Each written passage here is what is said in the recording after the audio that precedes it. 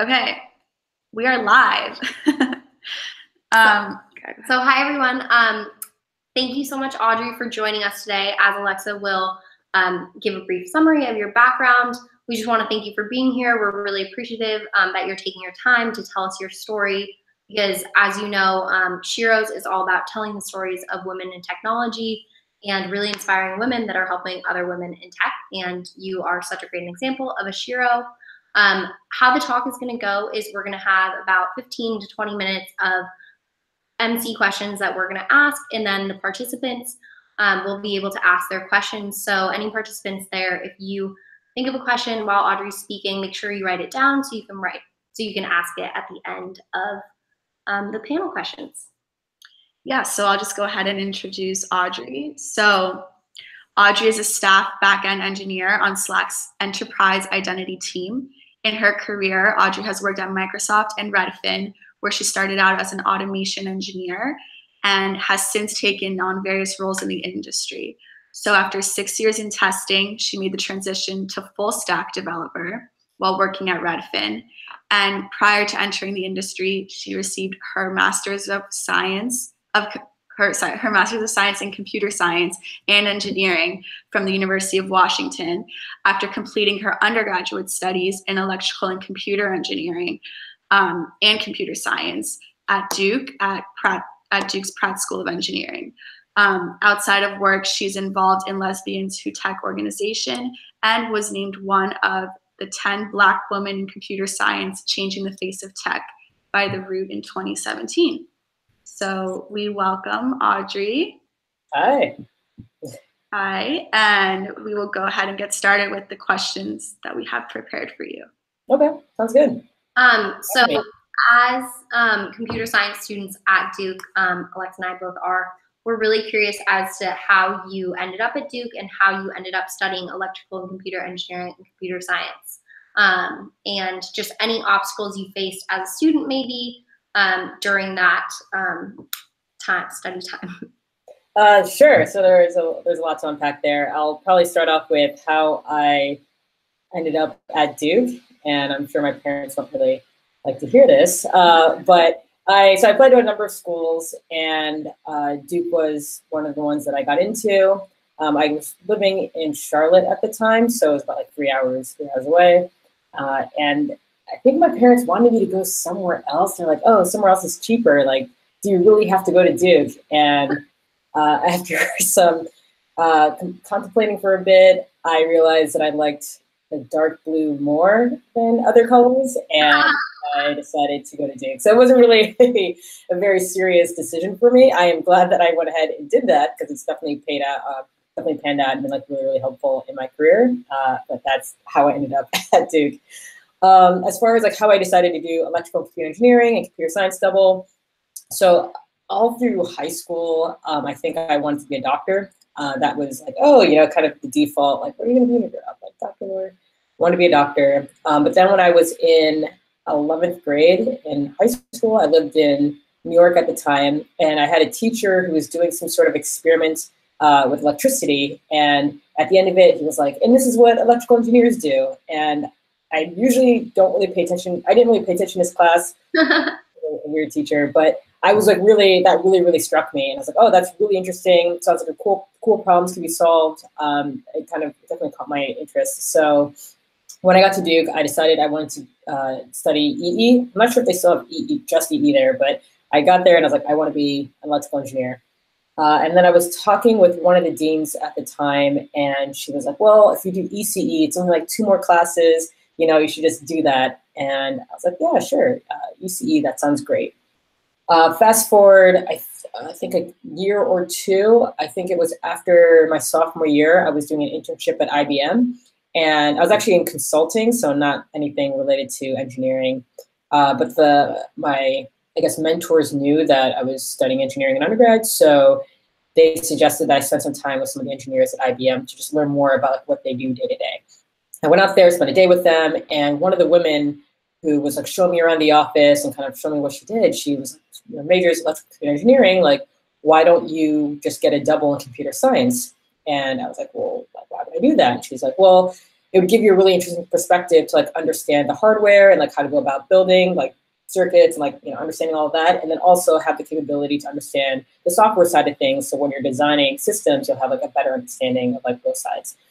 And I was like, you know what, I'll look into it. So I got back to school, went and chatted with like the same dean, and she was like, well, it's only 5 more classes. You know, I think you can do this. And I'd taken a number of APs in high school and stuff. So I had space in my schedule to do this. And I was like, all right, sure, sounds great. So I went ahead and added the double onto my major. So as far as like the sort of challenges I faced while I was an undergrad, it might be a little obvious, but time. I had like no time to do anything really. And so I'm also kind of bummed out about this, looking back at my time at Duke. I didn't really get a chance to do things like studying abroad or like really getting involved in a lot of different programs at school because I was just really busy trying to make sure I got my problem sets done, trying to make sure that I finished like all of the various like projects that I had to do. And so that kind of bummed me out, but I'm glad I did it. It was good. Yeah. Cool, awesome. And no, you froze a little bit. From there a little bit through getting your master's as well after graduating, and then from there, how did you get your start in tech? Okay, so you broke up a little bit, but just to make sure that I understand the question, you said that, or you asked like, how did I decide to do my master's and what that path was like a bit? Yeah, and then from there, how did you get into tech? Got it. So actually, after I finished Duke, I went right into tech. After my junior year, I had an internship at Microsoft, and so I was there for the summer, and I was a software tester. And then after that, they were pleased with what I did. The project was actually pretty cool, but they decided to give me a full-time offer, and I didn't think too much about it. So I was like, yeah, that's great. I'll move to Seattle. And so I moved to Seattle, and I worked as a tester for 5 years at Microsoft to start out. When about 3 years or so into working there, I realized that I was getting a little bored based on like knowing myself and like what I like to do. And so I decided it might be time for me to change things up. And I just decided that it was time for me to go get a master's, that I wanted to continue learning. And I felt like there were things that I wanted, like gaps I wanted to fill in my knowledge that I thought that having a master's would help me do. And so from there, it kind of became a decision of like, do I want to go full-time or do I want to do this part-time? And I kind of researched both avenues, and I decided to go with a part-time opportunity because I didn't want to move from Seattle. I had a dog at the time. There were just like other life obligations where it just like made the most sense for me to stay in Seattle.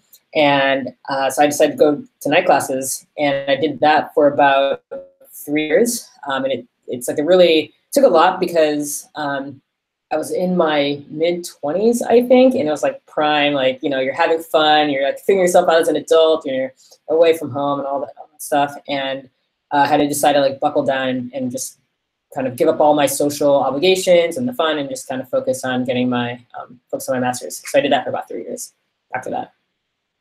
Yeah. Wow. That seems like a lot of work. Very excited for you. So I was wondering if you could talk about, you then went into tech and then went back for more learning and then returned to tech at Redfin, and now you're at Slack. I was wondering what type of advice you would give to women who maybe are in college at Duke, in college, studying engineering, computer science, or considering it, or consider going into the tech industry. What advice would you give them on that front? Oh boy, there's so much to say to that. I think when you're going into tech, and for me, after being at like, I guess 3 companies now, and like thinking about where I felt or where I feel most supported in like being able to grow in my career, like I think these are things like really take seriously and think about, where you're trying to decide like, oh, cool, I'm interested in tech, I want to be writing code or involved in tech in like whatever way. For me, like my top priority and like what I've realized I need to do is like figure out a company or a place or a team where you feel very much supported and that they're going to invest in you and invest in your growth as an engineer, but also as like a person in some way. Because one thing I like about Slack and like other companies I've worked at is like they'll give you a stipend of some sort to like do your own personal or professional growth, and like that's like also very important to me. Some companies will have mentorship programs to make sure that you're not just like thrown out there and be like, all right, go figure it out, and kind of floundering and not getting the support that you really need, especially like starting out in tech, or even like as you get older and like continue to move up in seniority, like that's also like really, really important. So I think like for folks that are starting out, like really pay attention to what the company offers as far as like support, mentorship, the things that they value, like any sort of like extracurricular support that they provide, like really think about that. And then also think about like the type of problems that you want to solve. Will this place kind of help you gain the skills that you want to like continue moving on in your career and like and continue to grow as an engineer? Cool, awesome. Yeah, definitely some good advice. And so touching on those pieces of advice, have you experienced anything in particular during your career that made you navigate your career, or made it more challenging or easier to navigate? Yeah, there's like so much there. I think just to like speak plainly, like me presenting the way I do and like looking the way I do, that presents bias, conscious or not, that throughout my experience in tech, and which is why like in my previous answer, it's like really important to like find a place where you feel ultimately supported and people like really see you and like support you and whatnot. One thing that I found to be really challenging earlier on in my career was when I was actually a software tester, and sometimes it felt like people weren't taking my advice or like my concerns or anything really seriously. And it was a struggle for me because like I know I'm right about certain things, or like I've experienced this before or whatnot. And it was really disheartening to like be there. It's like, man, no one really respects me or like respects my opinion. Like, why am I doing this then?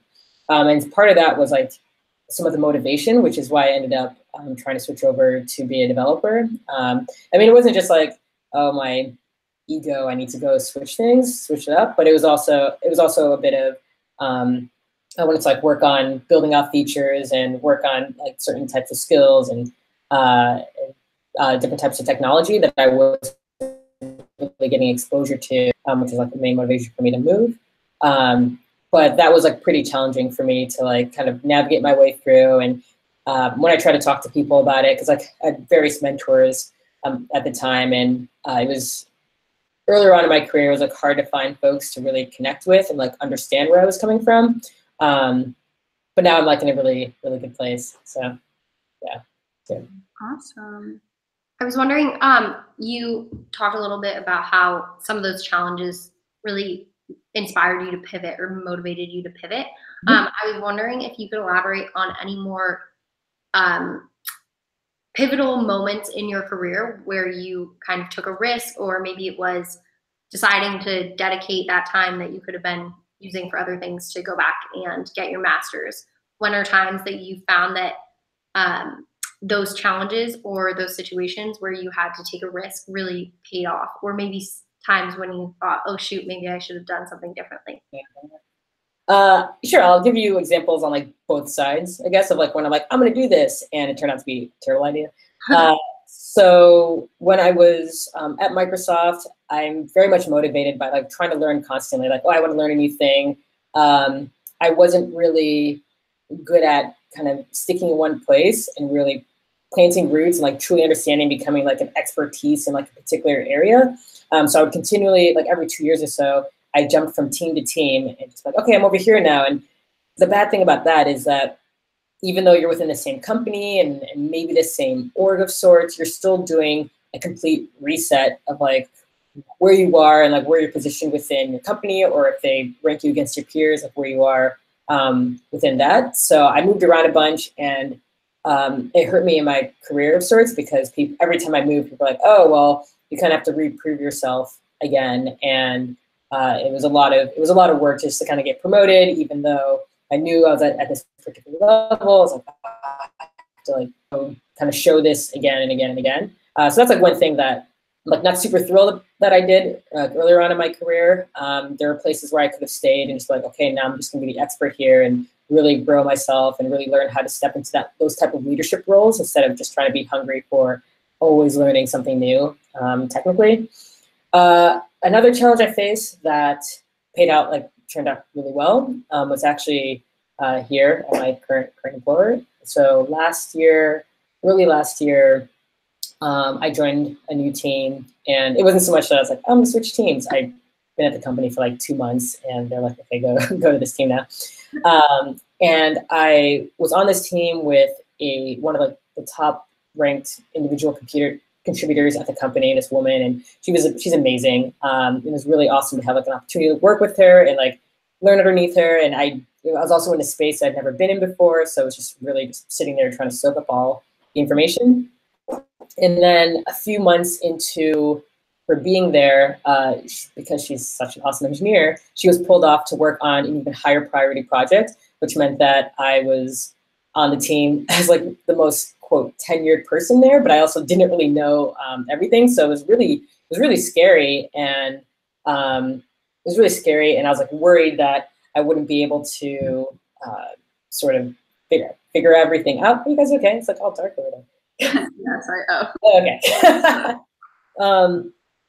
Yeah, it was like really challenging to like kind of step into that role and step into try to step into her shoes and like become the leader that people like need on the team and like help drive direction and just become better as an engineer, but also like really own this particular space that was like really security focused and like really important for companies to like join and be a part of Slack. So that was definitely a challenge, but one that paid off because I ended up getting promotions and like really people being recognized for like the work that I was doing was really, really rewarding. So, yeah. Cool. So our final question from us will be more related to kind of the goal of our club, which is to empower other women by giving them the example of other empowering women already in the industry. So the question is, what can women already in the industry do to help other women in their respective organizations or in the broader tech community? Yeah, it's a tough question. No. So one thing that I try to do, and I don't know, like kind of depends on like everyone's situation, like what's going on in their company and whatnot, but what I try to do is like always mentor folks within Slack and outside of Slack, and like just anyone that wants to talk, assuming I have like all the time in the world, because I think it's really important to like try to help other young women or women who've like earlier on in their careers to like help give them guidance and like help them navigate, because earlier on in my career I didn't really have that at all, and so that's something that's really, really important to me, and I think that other people in positions of power or like more seniority can like really reach out and like talk to folks and like help give them like guidance and mentorship as they see fit. I think one thing I really appreciate is like when people will like reach out to me, because sometimes I just don't know, like I can't read everyone's mind and like know like, oh, they need help or want guidance here, because I'm always trying to look out, but it's like really helpful when people do. So I guess at Slack here, I actively mentor a couple women here and like one woman outside of Slack as well. It's just like really top priority to me. Yeah. Awesome. There's one other thing that I do want to note. So there's like mentorship. There's like varying levels of mentorship, right? Like you have like your peer mentors, which like other people on your level, or like plus or minus one or something, where you can just kind of go to and like, hey, can you check this code out? Or hey, can you check out what I'm about to post in this email or channel? Then there's like more official mentorship, where it's like you have like a set person that you go talk to, and that maybe is like a level or two above you and kind of helps guide you through your career. And then there's sponsorship for the people who are sort of advocating for you when you're not in the room, and like making sure that you're getting those opportunities that you might not know are passing you by. And like that's another thing where having a meeting where I know if like somebody's like, oh, they could probably do this, like, okay, who do I know? Is there somebody that might be being overlooked? Is there a woman in my team that I could like help do this, or like could take on this opportunity and like lead it? I always try to like advocate for that too. So that's something else that folks could do outside of just mentoring. That's really good advice. Yeah. Yeah, so now we're just going to open it up to questions from our participants. So for the participants, before asking your question, don't forget to unmute yourself and introduce yourself, and then go ahead and ask the question. So, I have a question. Hi, first of all, thank you so much for speaking with us. My name is Emily. I'm a senior at Duke studying computer science. Awesome. And my question is, I guess, kind of looking back at your tech career, is there anything that you wish you did differently? I know you mentioned that when you were getting your master's, you kind of had to,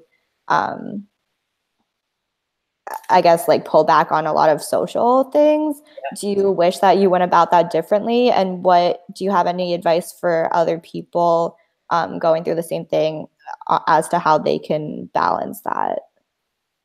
Sure. Sounds like there are a couple questions in there, but I'll answer the one about, no worries, about the master's first. So when I was doing that, I wouldn't change anything about that. People do ask me frequently, oh, are you glad you did it? Was it worth it? Whatever. For me, 100% was worth it, because it wasn't so much about getting a master's and suddenly I make more money or I get promoted or something. I was like very much motivated by trying to learn more things. As far as like giving up my social life and whatnot, that was also totally fine. It was also like a good experience or experiment in like figuring out which friends would totally understand like what you were doing and why. Because some folks were like, oh, you're never around, and then they stop talking to you, which is maybe okay or indicative of friendship. But yeah, I wouldn't change any of that. I think one thing I would change in my career thus far is I spent 6 years as an automation engineer. I think I would have spent less time doing that and like acknowledging sooner that I really had an interest in a completely different role than trying to like slog through it and keep switching teams and doing all this other stuff to kind of try to fill that hole that I didn't understand what it actually was. So I probably would have tried to spend like 2 or 3 years instead of 6. And I'm saying I would have still done the role and not just drop it completely, because I think there are a lot of things I learned as a test audit engineer that were invaluable and that I've definitely brought on into my role now as a dev. Yeah. Thank you. Yeah, I do actually have one more question. I don't know. I just had another quick question about, I guess, testing. I think there's a lot of stigma where like a lot of people say it's very easy to get pigeonholed into testing. Did you find it difficult to switch from testing to just being a developer? So when I did this at Redfin, and there it was not hard at all. I do understand like the feeling of being pigeonholed. Like I think that's 100% true and definitely something I experienced. But I was at a place and on a team and working with other engineers and managers that were just really invested in like me growing as an engineer and as a person. And that kind of goes back to like one of my earlier answers about like working for a company or finding a place that isn't just like, yeah, go to town, do whatever, but is actually also invested in like you as a person and like trying to help you do what you actually want to do. So while I was there, they were super great. And I acknowledged that I wanted to do this thing. And so once I was able to verbalize it and like talk about it and found a team that was like, oh yeah, totally, we have headcount, and we made it happen. Thank you so much. Yeah, no problem. I have a question. Hi, I'm Laura. So kind of going off this topic about your transition from tester to developer, can you talk more about, like, from your experience, what qualities do you think are most important to work on to help make sure that someone is equipped to make a pivot if needed? Because I know the tech industry is a really fast and dynamic space. Yeah. So that's what skills keep or work on before you, like if you're transitioning from dev to test, or sorry, from test to dev? Just any kind of career transition. Okay. What are qualities to work on to help facilitate like a smooth career pivot? Yeah, so I think for me, a lot of it was just one of the big qualities was like staying curious and curiosity, because sometimes I've seen folks just be like, oh, I know this thing and it has to be this way and I don't want to do it any other way. And I don't think that's really, being inflexible like that is not really good when you want to make some sort of career change, because it's like, all right, you're literally trying to make a change. But also You have to be open to like learning how to do things in a new way. And also you might not be at the same level you were before. So it's like, okay, you kind of have to have your ego in check, be open to learning, and just being willing to try out new things. So I think that's like one of the really important skills just to have as a person when you're doing that. When I was preparing to make the transition, I spent a lot of time really understanding the language. Since I did it at the same company, understanding like the language that they were using, understanding like how their, like what their architecture was like the design principles, like the designs that they were using within their architecture, and like really getting familiar with that. So when I did make the transition, it was easier for me to be like, okay, I understand what's going on. I can ramp up and do a thing. So even though, to kind of give a little bit more detail to my transition, I was writing code in Java. That's great, I love Java. But one of my first projects when I switched over to dev was in Objective-C, and then later on Swift, which is like an iOS language. And it kind of goes back to the first, like, just be flexible and kind of learn with it, and like, you know, roll with the punches and be open to trying new things. And I think that really helped, like, with my transition. Like, okay, I don't know this, but I'm going to figure it out. And I know that I'm smart and able to solve problems and break them down, and I can do this. So, yeah. And what would you say is the most frustrating part of your transition, and how did you deal with it? Most frustrating part? You know, honestly, when I was transitioning, I was just starting out grad school. So I think it was a little overwhelming to be transitioning to a new role, taking classes and doing homework at night, and also trying to show that, you know, for myself, because there's a lot of like imposter syndrome in there where it's like, oh, I don't know if I deserve to like make this transition. Like I got to make sure I'm on top of everything. So that was like pretty hard and like frustrating, because I tend to be very hard on myself. I'm sure Duke students, you can probably relate to that. But it was frustrating, but I think like kind of, again, going back to like what I was saying earlier, like my teammates were really supportive and knew like where I was coming from, and were always just like there to be like, okay, maybe you don't know this, but I'm going to show you how to do it, and like taking it and running with it, and showing that I could take that feedback or take whatever thing that they showed me, and like continue to grow and learn.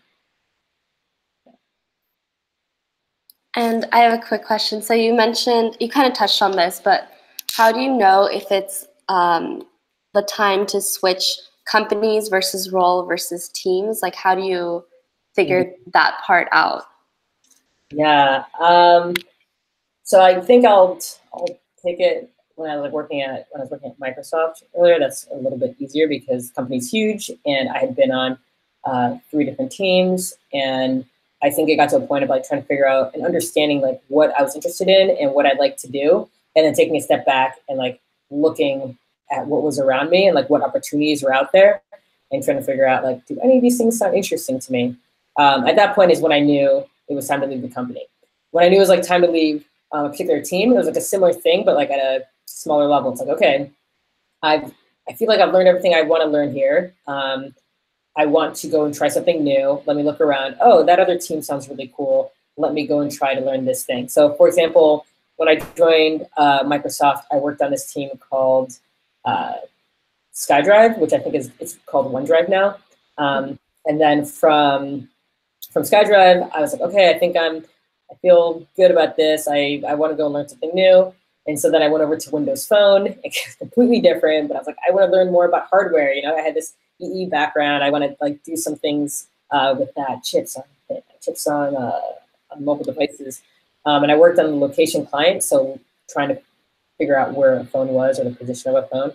And that was cool. I'm like, all right, that's really interesting. Now I want to go do something else. And I went over to Azure. And then after like those 3 teams, I was like, okay, I think I've had a lot of Microsoft. I'm not really sure there's anything here right now that I'm interested in. So it's time to go. Yeah. So it's kind of taking a step back and understanding, getting a good clear understanding of like what it is that you like to do. And even if you don't, like, you'll get a sense of this, of like, you've got like, okay, I think I've experienced these things, or I think I've learned enough here. It's time for me to move on to something else. Yeah. All right, awesome. So right before we wrap up, are there any comments or any last minute advice or tips you want to share? Last minute advice or tips? I think this is the one that I always fall back to. I give this advice out a lot. I'm sure people have probably told you before, but it's my 15-minute rule. It could be any period of time, but like, especially when I was like starting out as an engineer, or even now in my career, like trying to solve a problem and then be like, oh, I'm really, really stuck, you know, and like not really knowing where to go or whatever. And instead of, I know some folks like to be like, oh, I want to prove to everybody that I can do this thing and I'm going to figure it out. But sometimes you need a little bit of a nudge. And I have like this period of time where it's like, okay, I really don't know. I think it's time for me to go get a nudge from someone. So I call it my 15-minute rule. It could be like an hour, 2 hours, unclear. But just a period of time, like time boxing yourself to like work on problems and not go too far down a rabbit hole, because maybe that's not what you're supposed to do. Yeah, ask for help. It's okay.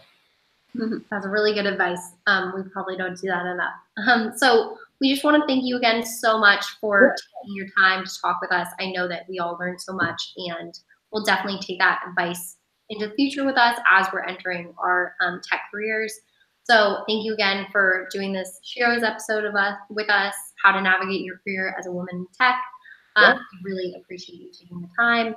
And for all the participants that were here, make sure that you guys share the YouTube link with any of your friends that you know wanted to be here but couldn't see it, because we just had a great talk. So thanks so much, Audrey. Yeah, also feel free to comment below the YouTube video if you have any questions regarding Duke Sheroes, if you want to learn more about the club, and we'll definitely keep everyone posted about our next online event. Cool. All right. All right.